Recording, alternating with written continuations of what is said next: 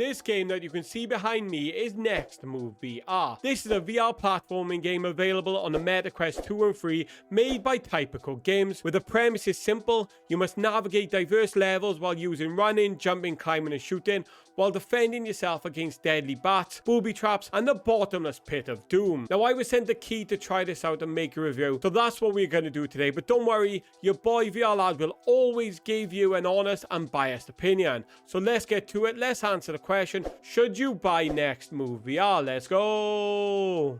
So the game's controls are super interesting, as you don't use any buttons to move. Instead, you wave your arms to run fast, and the faster you wave them, the faster you move. And to jump, you hold the triggers and flick your arms up or down, and quickly release the triggers to fling yourself forward. This is an interesting approach to movement that almost eliminates motion sickness. And the other good mechanic here is the ability to rewind time to a previous point. That's assuming, of course, you've collected enough egg timers, and believe me, you'll probably need it.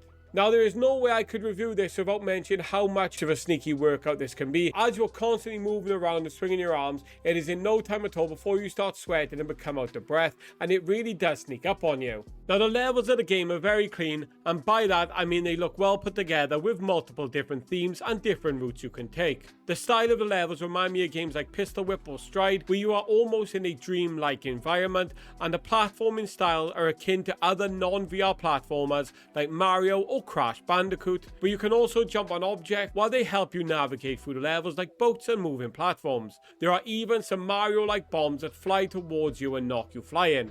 And so while I didn't play through the entire game, I played many hours, and I must say that the game itself can be very challenging. At first, the movement of the game has a very large learning curve attached to it, and you can expect to die a lot as you come to terms with a unique movement.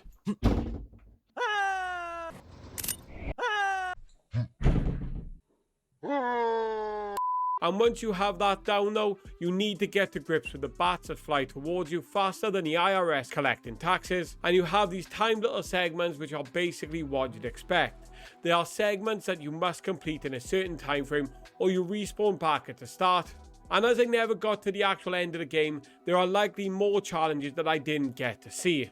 I also like to comment on the sound of this game, as it is very chilled and relaxed, which is quite the opposite of how the game can be, as the game can be quite tense and stressful and sometimes frustrating, so I just thought it was interesting to mention. And with this being a platform, there is no story mode, cutscenes, any dialogue. It is simply a VR platformer where your goal is to get through to the next level. So I'm going to break down the pros and cons of this game. So with the pros, the game doesn't require that you use a controller to move.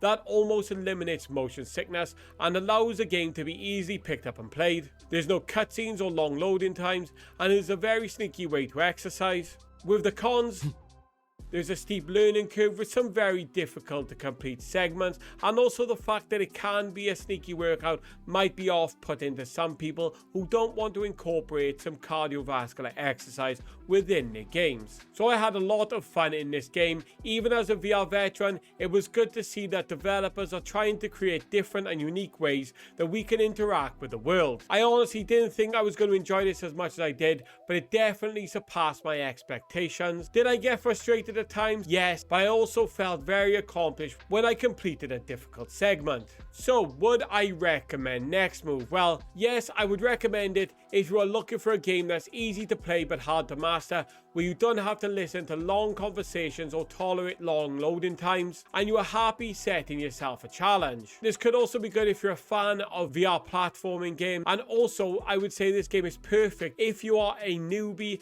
to virtual reality and the MetaQuest, because a lack of control and movement leads to lack of motion sickness, and that is perfect for somebody starting on their VR adventures.